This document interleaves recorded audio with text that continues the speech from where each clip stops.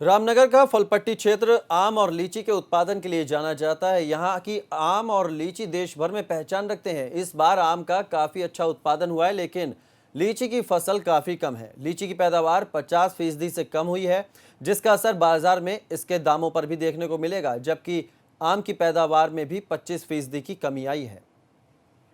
इस बार आम की स्थिति लगभग 75% सही है, जो लगभग 16,000 मीट्रिक टन जाने का अनुमान लगाया गया है।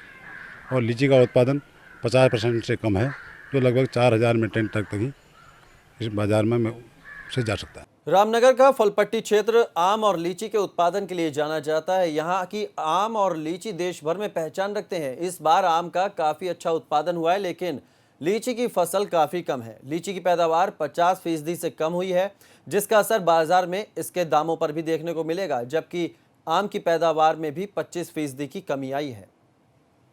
इस बार आम की स्थिति लगभग 75% सही है, जो लगभग 16,000 मीट्रिक टन जाने का अनुमान लगाया गया है।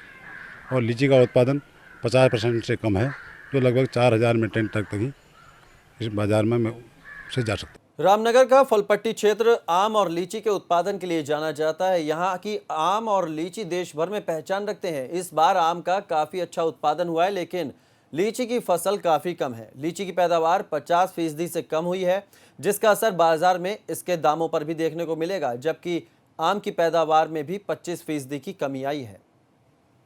इस बार आम की स्थिति लगभग 75% सही है, जो लगभग 16,000 मीट्रिक टन जाने का अनुमान लगाया गया है। और लीची का उत्पादन 50% से कम है, जो लगभग 4,000 मीट्रिक टन तक ही इस बाजार में से जा सकता है। रामनगर का फलपट्टी क्षेत्र आम और लीची के उत्पादन के लिए जाना जाता है। यहाँ की आम और लीची देश भर में पहचान रखते हैं। इस बार आम का काफी अच्छा उत्पादन हुआ है, लेकिन लीची की फसल काफी कम है। लीची की पैदावार 50% से कम हुई है, जिसका असर बाजार में इसके दामों पर भी देखने को मिलेगा, जबकि आम की पैदावार में भी 25% की कमी आई है। इस बार आम की स्थिति लगभग 75% सही है, जो लगभग 16,000 मीट्रिक टन जाने का अनुमान लगाया गया है।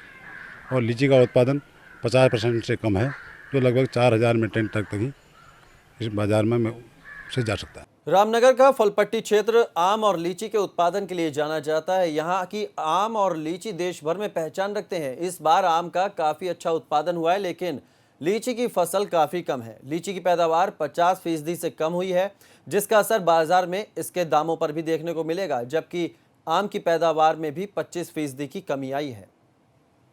इस बार आम की स्थिति लगभग 75% सही है, जो लगभग 16,000 मीट्रिक टन जाने का अनुमान लगाया गया है।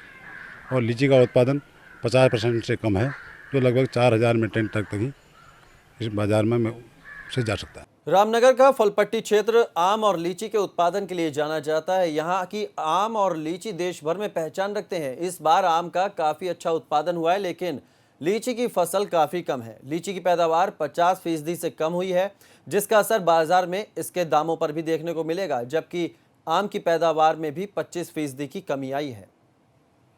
इस बार आम की स्थिति लगभग 75% सही है, जो लगभग 16,000 मीट्रिक टन जाने का अनुमान लगाया गया है।